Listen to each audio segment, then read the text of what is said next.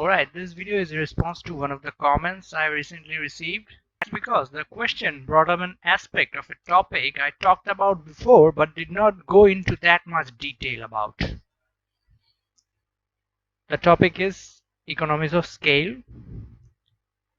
The video is titled Example for Economies of Scale. The thumbnail looks like this for some reason. In that video, I talk about a simple example to explain the concept of economies of scale. I am not going to go into details about that video right now. I'm going to put a link to that in the description. You can check it out if you want. The reason I am making this video is because a recent comment on that video. It was this one. How do firms in the service industry can achieve economies of scale? I actually liked this question. That is why I'm making the video, obviously. That is because the answer to this question is not as easy as it is for the goods industry. So now let's talk about economies of scale in the service industry. What you need to understand before going into the details of service industry is the concept of fixed cost and variable costs.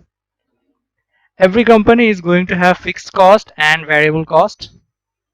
If some cost of production is fixed, you can produce more and lower the production cost of one unit.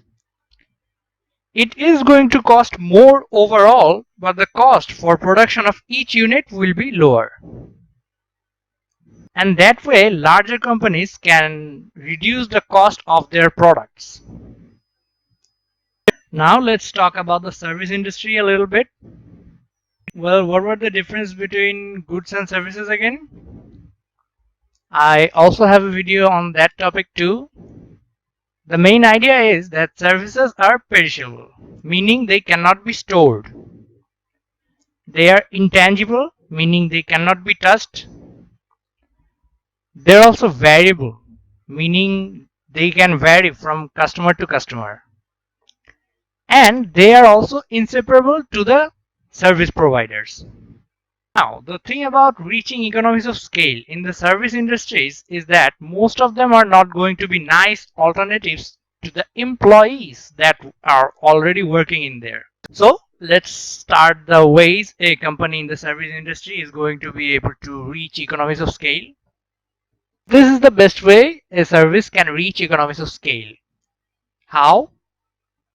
How you might be thinking that customer loyalty can help economies of scale. Let's say that one of your customers is going to purchase your service a lot more than others. That way you do not have to perform similar tasks multiple times to produce the service. Example is vital here. Let's say that a customer is very fond of the food in your restaurant. And one afternoon they came with their whole family and ordered everything that was in your stock. You do not have to repeat similar tasks like preparing the dishes a lot of time for a lot of customers.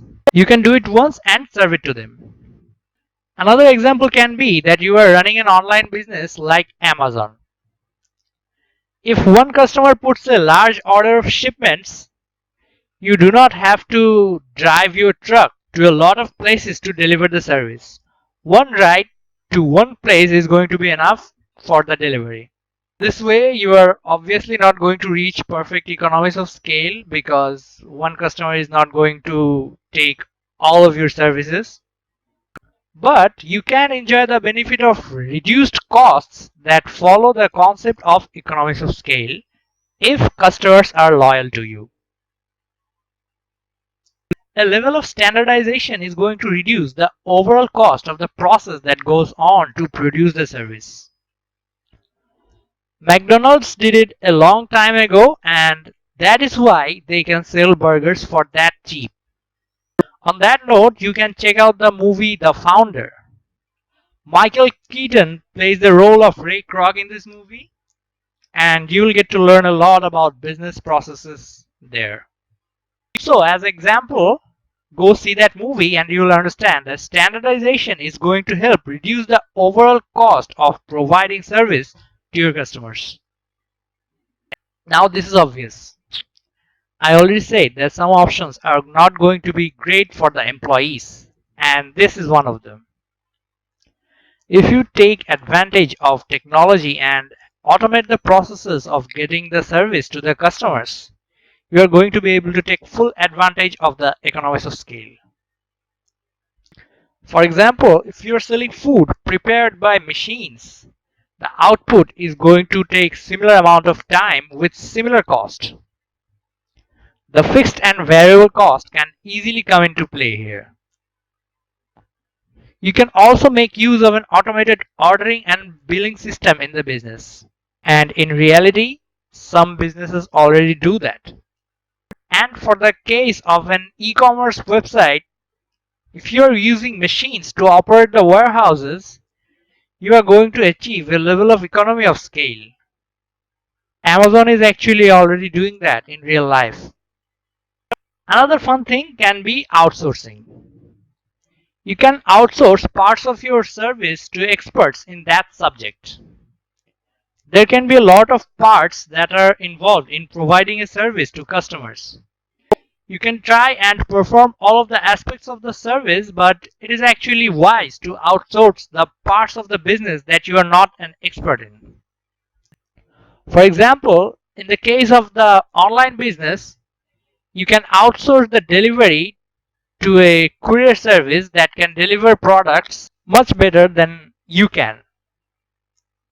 So, those were some ways a service can achieve different levels of economies of scale.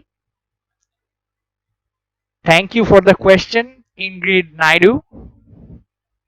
I hope everyone learned something new today. And of course, for the bonus part today, Spanish word for weakness is debilidad.